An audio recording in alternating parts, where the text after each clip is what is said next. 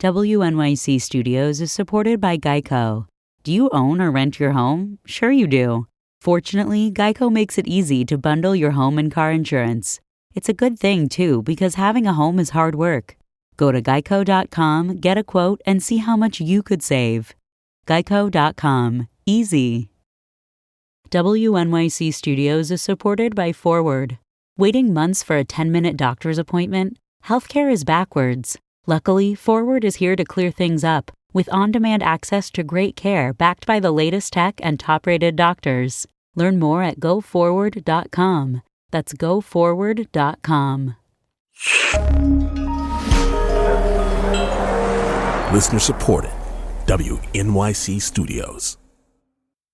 So now it's really spring, and with the change of the seasons come rituals that remind us of what matters in each of our lives. That is when we come to you. Except in summer, we don't usually come then, to ask for your support. Because we matter to you. At least, we hope we do. If you've never supported us with a donation anyway, would you now? It doesn't matter how much. If you have, would you please do it again? And if you're a sustaining member, would you consider giving a little more? Our show is ongoing, 20 years so far, and so's the need. Not just for us. I'm thinking also for you. Our world never ceases to be interesting and challenging. Pandemics, injustice, leaders to be held accountable, entire systems falling in on themselves, riddled with rot that need to change. An ever-shifting reality, lots of them in fact, that cry out to be explored. That's what we do every week, and we need you, really need you to keep going. Want to be part of this weird project called On the Media? Just text OTM to 70101. That's OTM to 70101. Or go to onthemedia.org and click on Donate. Thank you.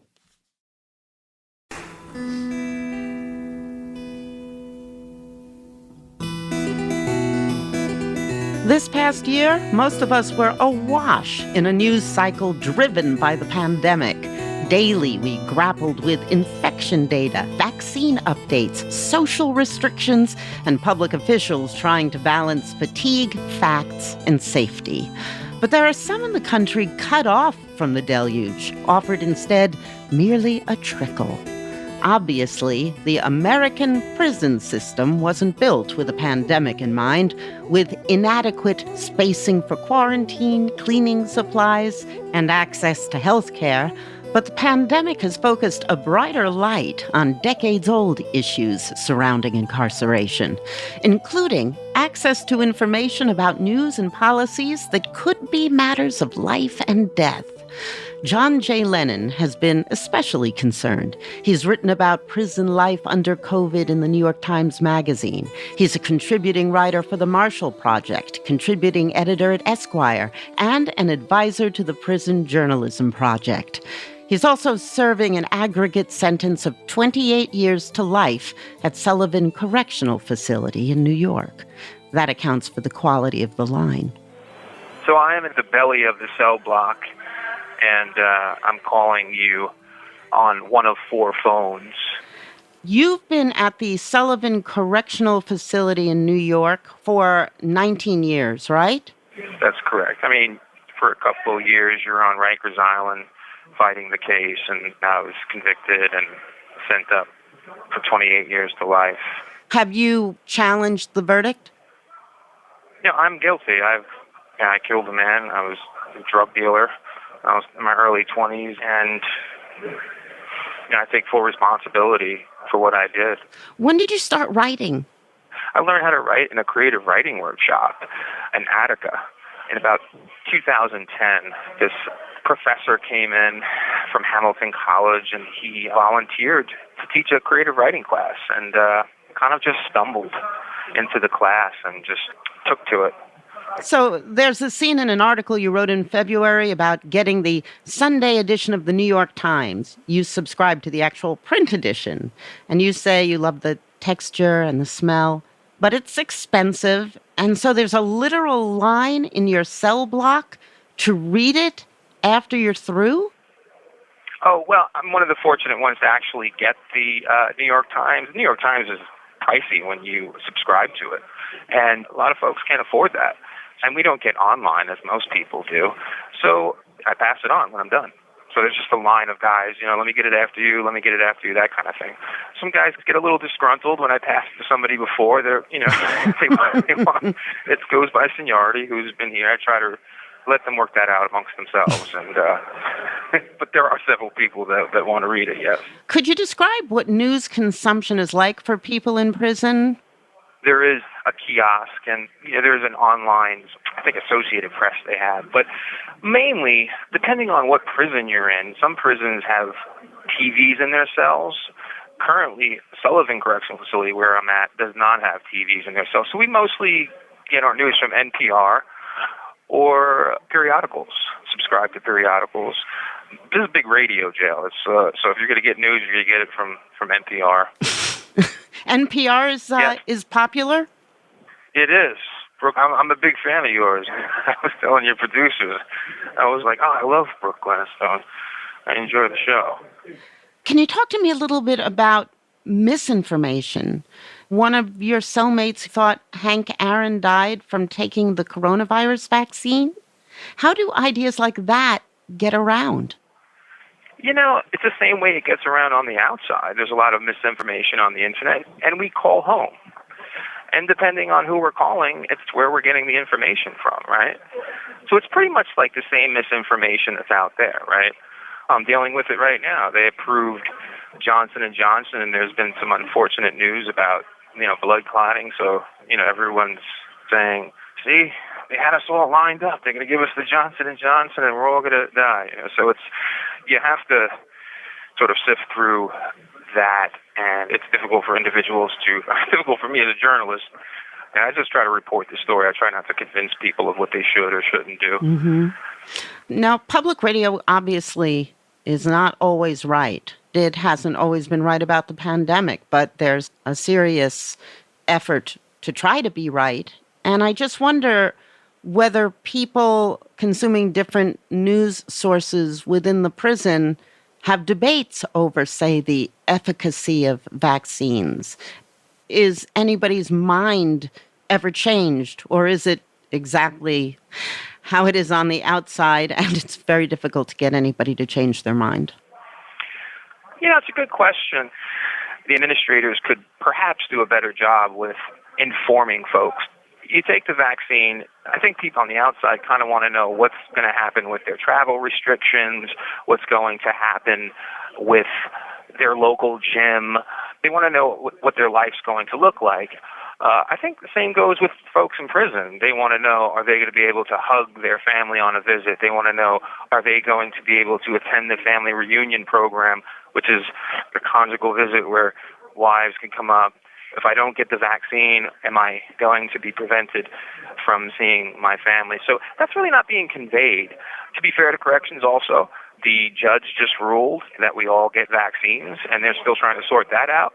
So hopefully there'll be a campaign where they can give us some information so we can sort of see what our life would look like and make informed decisions as to whether or not to take or not take the vaccine. You had mentioned that the Final Call, the newspaper of Louis Farrakhan's Nation of Islam, has been very skeptical of vaccines, and that view has gotten around. Yeah, some of the fellows do subscribe to that. Do you remember what the headlines were? Yeah, we don't want your vaccine, and big pharma, big money, big fears. Understandably, the African-American community has good reason to be skeptical about government studies. There's good reason for that. How about your family on the outside? Are they skeptical? Everyone's talking about the vaccine. My mom lives down in Florida. Look, I'm not out there, so my presence is not felt. I'd be pretty persuasive if I was with my mom, but I'm not. I'm over a prison phone, and people are in her ear. So she doesn't want to take it. She's like, my mom, She's like, I don't want it. They should give it to you. And she's saying, I think they shot water in that Joe Biden's arm. And then my aunt, comes to visit her, and it's a cast of characters even when I'm calling home. My aunt's a fan of Trump, and I'm trying to navigate this over a prison phone. And I'm like, stop it. Don't listen to Marianne. And I'm saying, just take it. And, it's difficult. You mentioned how expensive the New York Times is. What is the cost of information, good or bad? Family and friends can serve as links to the outside world, but even talking to them isn't free. In your article, you highlighted a prison communications firm. This is a private firm, right? Called Securus Technologies. Look, you have to understand, it's a controversial issue. So it's a private contractor. It comes in, makes deals with the state, and it has deals with plenty of states. They have phones, and now they have this new technology. They own the company JPay, where they have these tablets, and there's a tablet program now. Where basically on those tablets we can send emails, 30-second videos from family. I haven't seen my mother. She has Parkinson's. I really enjoy those videos. I could cut and paste on an email. I was never able to cut and paste. And I could use email. So, I'm a journalist. This helps me. So I'm kind of a fan of the program. But there's no internet. But no internet, correct. They charge you for each email. They've come under scrutiny for this. But, when you are using a Walkman and a typewriter for my whole 20 years I've been in prison, close to it, you're grateful when you get some technology. I thumb-tapped much of this piece for the New York Times Magazine using JPay. Securus Technologies provides JPay, this access to the tablets. It also owns phone contracts for a lot of prisons and county jails, and charges can go as high as $14 for a 15-minute call. But downloading your mom's 30-second video only costs $1, right? Yeah, the thing about it is those contracts, certain states and certain counties, they allow that. The public sector is culpable here, right? New York State prisoners won a lawsuit, so they can't really charge us that much, but other counties and states, they do.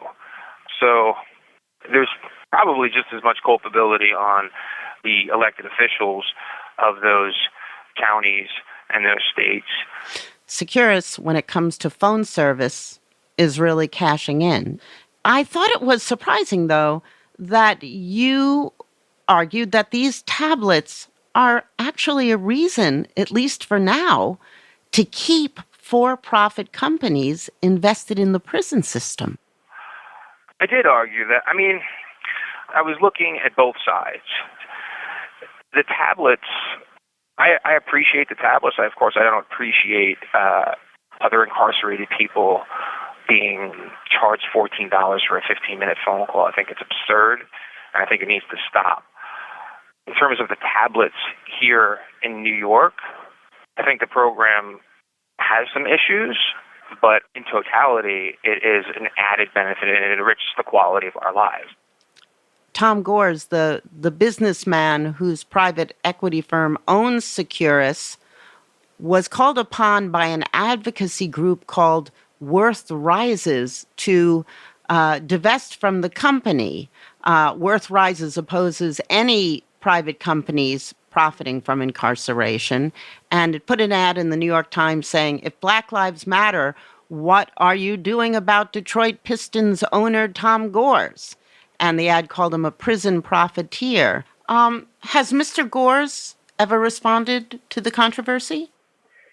He acknowledged that it's a controversial thing, and it probably should be taken up by nonprofits. But guess what?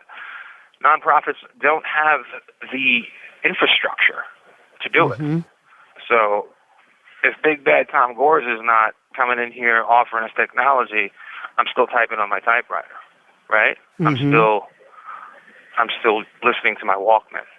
I'm in the 80s over here. The government's not doing it. So you're saying there is no operating alternative to JPay right now? No, there's not. Look, I wish I could read the New Yorker online, the Atlantic online. You know how I have to get that stuff?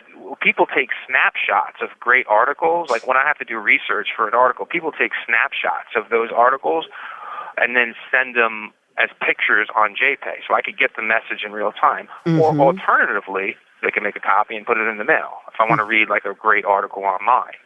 Else, I just subscribe to the print edition. But not everything online, as you know, appears in print. But you're lucky because you have family and friends who can support you in this way and materially. Yeah, I mean, I'm self-sufficient. I don't depend on my family, but they have been very nice over the years. But I earn my own income with journalism. I'm very grateful for that. I mean, it's a nuanced situation, right? You really can't have a bank account. There's a Son of Sam law in New York says you cannot profit from your crime in writing about your crime. The exception to the Son of Sam law is earned income, though. And I earn my income through journalism. And any time that I extensively write about my crime, I've donated that money to nonprofits, usually doing criminal justice work. Beyond JPay, is there another best step, maybe something advocates or lawmakers should be considering when figuring out the access to information that inmates can and should have? You know, who's it on, right? Is it on the public sector or the private sector to offer that? I wish that instead of AP, that I could download online Atlantic articles or online New Yorker articles. I mean, I think that's on the provider, but that's also on some of the magazines to sort of get past, you know, let's be honest, the kind of rough reputation that Securus has. Who wants to make a deal with them when they're sort of scrutinized like that? But then guess what? We don't have that information, to your point, right? So it's a really, really thorny issue. What are the stakes here? I began with the anecdote in your piece in the Times about people lining up for the Times, but does there seem to really be a hunger? Would it help them in prison?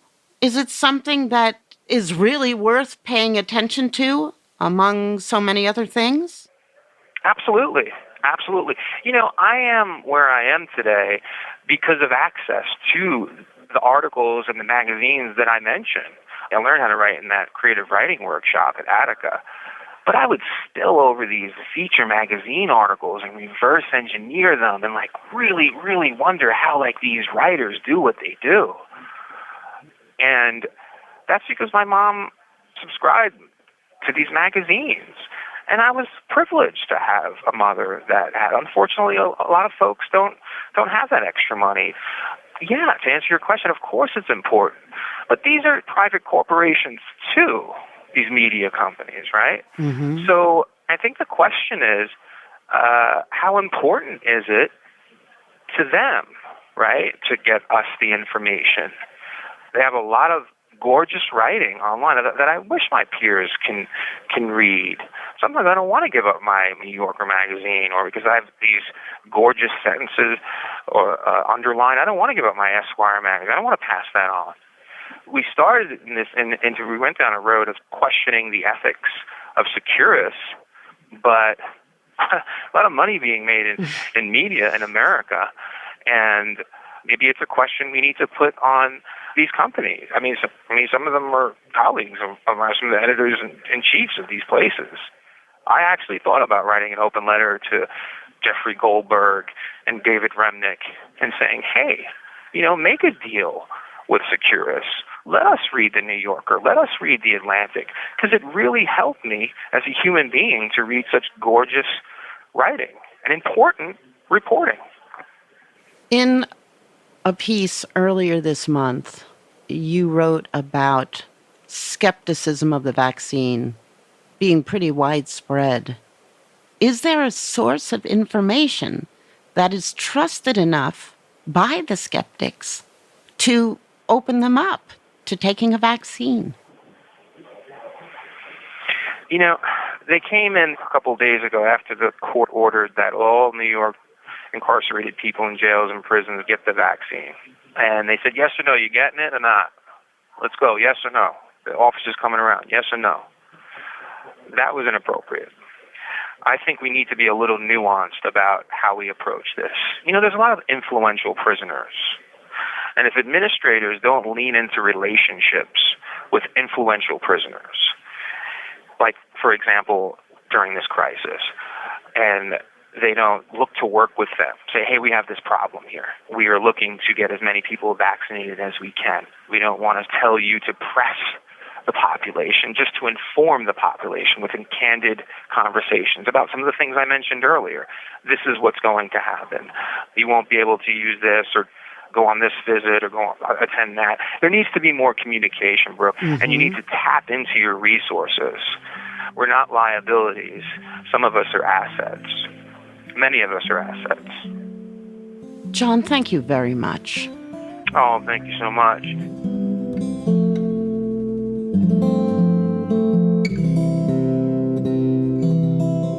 Thanks for checking out our midweek podcast.